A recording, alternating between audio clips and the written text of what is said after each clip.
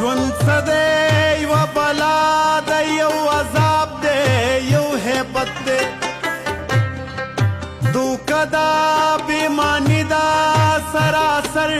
منافقت دی ذهنونه پکې هسي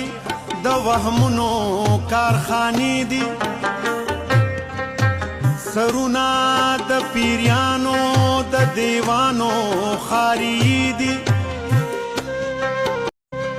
ژوند څه دی یوه بلا ده یو عذاب دی یو هیبت دی دوکه دا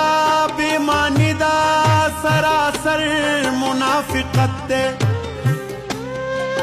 ذهنونه پکې هسي د وهمونو کارخانې دي سرونه د پیریانو د دیوانو خاري دي